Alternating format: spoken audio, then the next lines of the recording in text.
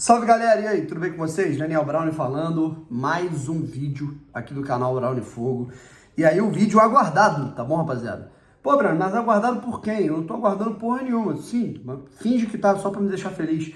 Aguardado por mim, tá legal? Porque eu quero trocar uma ideia com vocês aqui sobre essa questão da janela do Botafogo, as movimentações do Botafogo no mercado, como é que o Botafogo tá se comportando, e como é que eu tô enxergando esse debate que tá rolando nas redes sociais, na Fogo TT, né, vamos colocar assim, com a galera, porque é o seguinte, existe a parte da galera que acha que o Botafogo tá perdendo tempo, vendo outras equipes contratarem, vendo outras equipes se agilizarem, digamos assim, no mercado, e a gente está vendo uma galera que fala que é absolutamente normal, que é um momento do Botafogo estudar um pouco mais, ser um pouco mais recluso, um pouco mais coeso, é o contexto da situação do Botafogo não disputar o Campeonato Carioca, né? Como, por exemplo, a gente está vendo aí, os jogadores de todos os times já estão treinando, e o único Botafogo que está treinando nesse momento é o Botafogo B, né? O Botafogo principal só volta a treinar no dia 9 de janeiro, para se preparar para o primeiro desafio que vai ter, né, que vai ser no fim de fevereiro, que vai ser na primeira fase da Copa do Brasil, beleza, rapaziada? Vou pedir para vocês se inscreverem aqui no canal Brownie Fogo, deixem o like, ativem o sininho para vocês não perderem nenhuma novidade, e aí eu quero o comentário de vocês, desde já, eu quero a opinião de vocês. O que vocês acham do Botafogo? Brown, eu acho que o Botafogo tá demorando. Por quê? Aí você justifica no comentário. Brown, eu acho que é completamente normal, por quê? Você justifica no comentário. Beleza? Vamos lá. O primeiro de tudo que eu gostaria de tratar aqui o Botafogo, eu vejo muita gente comparando, eu vou analisar os dois lados, tá legal? Eu vejo muita gente comparando o Botafogo com o mercado do Botafogo com o mercado do Vasco, com o mercado do Cruzeiro, com o mercado, sei lá, cara, pô, vejo de alguns times aí, por exemplo, que subiram, o Bahia, né? Ah, olha esses times, o Vasco já tá contratando, tá comprando gente, tá comprando o Orelhano, comprou o Pedro Raul, e o Botafogo não se movimenta. É verdade que o Botafogo já poderia estar se movimentando de maneira mais incisiva? Eu acho que sim. Mas eu não acho válida a crítica e não acho válida a comparação em relação a Vasco e Cruzeiro, porque são duas equipes que subiram da Série B. E assim como o Botafogo subiu da Série B de 2021 para 2022, esses dois times eles estão precisando remontar totalmente os seus elencos, certo? Existe uma diferença de nível brutal entre o time que foi que conseguiu o acesso na Série B e o time que vai disputar uma Série A. Seja a equipe que foi campeã antecipada, que foi o Cruzeiro, e o time que conseguiu passar milimetricamente na matemática, como foi o caso do Vasco. Essas duas equipes elas vão ter que se reforçar muito, porque elas têm que montar um time inteiro. O caso do Botafogo, esse caso do Botafogo, foi lá atrás, onde o Botafogo tinha que montar um time quase que por completo. Na primeira janela, na segunda janela, isso em 2022. Agora, não é o caso. O Botafogo ele tem um time. O Botafogo ele precisa de algumas peças para melhorar esse time e, obviamente, rechear, encorpar o seu elenco. Por isso que eu não acho válido ficar comparando. O Vasco já contratou um centroavante, o Botafogo já tem o Tiquinho Soares. O Atlético, o Cruzeiro já contratou um ponto esquerdo, o Botafogo já tem ponto esquerda. O Cruzeiro contratou um lateral esquerdo, o Botafogo já tem lateral esquerdo. Então, eu acho que essa comparação com clubes que já subiram, ela não é muito válida. Segundo e mais importante, né? O Botafogo ele vai começar a sua temporada com o Botafogo B. Então, o Botafogo ele não vai precisar ter essa pressa para buscar atletas no mercado, sabe? Eu acho que o Botafogo ele tem que ser pontual e o Botafogo ele tem que buscar jogadores que de posições que, ao meu ver, são emergenciais, tá legal? Eu acho que é o principal ponto para o Botafogo, é buscar o que você olha para o time do Botafogo, quais são as lacunas a serem preenchidas, tá legal? Aí a gente vai aqui para uma reflexão. Vamos para a minha opinião e, obviamente, vocês podem mudar aí. Brown, eu acho que você está errando nisso, eu acho que você está acertando naquilo. Goleiro, eu acho que sem o Gatito, o pessoal tá, Bruno, mas o Gatito vai voltar antes. Eu não teria toda essa certeza. Acho muito perigoso você só ter o Lucas Perry e vamos dizer que ele se machuca. Deus me livre, mas vamos dizer que ele se machuca. Aí você vai ter Douglas Borges, você vai ter o Leandro Matheus, que é um goleiro bom, mas é um goleiro inexperiente. Então, eu não sei se é uma boa, sabe? Eu acho que seria importante você buscar um goleiro. Lateral direito, eu acho que tem que ser prioridade. O Botafogo não tem mais o Saravia. Não acredito no Daniel Borges chegando para ser utilizado por todo o Campeonato Brasileiro. E o Rafael, apesar de ser um ótimo lateral, é um cara que ele não está tendo sequência, ele não está conseguindo dar dinâmica, né, constância ao seu jogo por conta da questão física. Espero que isso melhore em 2023, mas não dá para garantir. Então é muito importante que o Botafogo busque uma nova alternativa, tá? Zaga, o Botafogo já preencheu a lacuna com o Segovia. O Botafogo precisava de um zagueiro canhoto além do Cuesta, e o Segovia está sendo contratado a custo zero, inclusive. Então isso é ótimo, né? Tem uma galera que eu não entendo isso. Eu tô vendo isso na torcida do Vasco também. A torcida do Vasco reclamou que o Vasco estaria supostamente comprando o Pedro Raul parcelado. Ah, pelo amor de Deus, então a gente não tá rico, tá tendo que comprar parcelado. Cara, nossa, olha esse pensamento. Ah, o Vasco tá tentando contratar jogador a custo zero. Pô, que bom. Né? O mesmo caso do Botafogo, que bom. O Botafogo tá conseguindo contratar bons jogadores a custo zero. É o caso do Marlon Freitas também, né, que já chegou, inclusive são os dois reforços do Botafogo para 2023, Segovia e Marlon Freitas até o momento. Lateral esquerda, também precisamos, tá? Precisamos porque há uma lacuna há uma diferença muito grande entre o Marçal e os reservas do Botafogo hoje, que são os dois jogadores que estão no Botafogo B, o Hugo e o DG, para a disputa do Campeonato Carioca. Mais à frente, nós temos uma lacuna grande na ponta direita, ainda mais com a saída do Júnior Santos. Tem o Gustavo Sauer, que também é aquele cara que a gente não pode ter tanta certeza, não pelo aspecto técnico, mas pelo aspecto físico, pelas lesões que ele teve em 2022. Então o Botafogo tem que buscar um ponta direita. Ponta esquerda eu acho que está muito bem, né? Tem Jefinho, tem Luiz Henrique, tem Vitor Sá. E centroavante eu acho que tem que ter alguém para a gente não sentir também essa lacuna, esse espaço entre o Tiquinho e o suplente, sabe? Eu diria que são todas essas peças aí. De todas essas que eu citei, rapaziada, todas, eu diria que duas apenas, no máximo, são lacunas a serem preenchidas para o time titular, possivelmente. A lateral direita, porque o Rafael ainda não mostrou o poderio físico, né, para pegar essa posição de vez, e a ponta direita, sabe? Então são duas posições, ou seja, o Botafogo não está precisando montar um time, o Botafogo está precisando mexer em duas peças pontualmente no time titular e, obviamente, contratar mais umas 4 ou 5 peças para rechear o seu elenco, além dos jogadores do Botafogo B. O Botafogo B, que é uma ótima munição para o time principal. O Jefinho é um grande exemplo disso, tá? Brownie, o camisa 10. Na minha opinião, Brownie, fosse do departamento de futebol do Botafogo, buscaria um 10.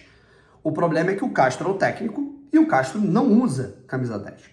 O Castro, inclusive, eu não estou comparando aqui nível ou falando do nível do atleta, mas eu tenho na minha cabeça que o Chay não é utilizado pelo Castro, não pelo aspecto técnico, mas eu acho que é muito mais. Ele foi emprestado para o Cruzeiro, ele teve lesão, não jogou, agora ele vai para o Ceará. Mas o Chay é um cara que ele atua ou no 4-2-3-1, como 10, ou no 4-4-2 por trás do centroavante. O Botafogo, pontualmente, durante uma dinâmica do jogo, usa o 4-4-2. 4-2-3-1, em momento nenhum. O Botafogo utiliza um 4-3-3 com o camisa 5, enfim, vocês entenderam, né? O primeiro volante na abertura do meio campo, um tripé, né, com um médio pela direita dialogando mais com o lado direito, um médio pela esquerda dialogando mais com o lado esquerdo, 2 pontas cada um de um lado, o centroavante, um lado, né, de maior agressividade, atacando mais a profundidade, um lado de maior enfrentamento no 1 para 1, com o Marçal subindo muito e o Jefinho, eu não preciso gastar aqui tempo falando das características do Jefinho, e um lado direito mais construtor, onde você vai ter laterais que eles não vão ao fundo o tempo inteiro, caso do Rafael, caso do Daniel Borges, e você vai ter geralmente a escolha de um meia, né, por ali, ou de um atacante que centraliza muito o jogo, que era o caso do Júnior Santos, ou de um meia, como o Gustavo Sauer era utilizado por ali, o Piazon em alguns momentos era colocado na ponta direita muito por conta disso. Então, a dinâmica do jogo é essa, e aí a gente não tem o espaço para esse camisa 10 nesse sistema de jogo. Pô, Brown, então isso tá errado, eu discordo, eu também, né? Eu também, porque eu acho que a gente tem que ter variações, e dentro dessa variação você precisa ter um cara que saiba jogar ali como o cabeça do peão, como o camisa 10. E eu acho que isso deixa o Botafogo um pouco engessado. Mas enfim, o que a gente tem nesse momento, cara, é um Botafogo pontual no mercado. Pelo contexto, o Botafogo não precisa montar um time inteiro, só que eu acho que o Botafogo ele tem que montar elenco, por isso o Botafogo tem que ser mais incisivo no mercado para buscar essas peças para montar o elenco. E aí, ao mesmo tempo, a gente não tem um investimento, tá? O Botafogo não tem o orçamento de uma equipe que vai estar jogando a Libertadores.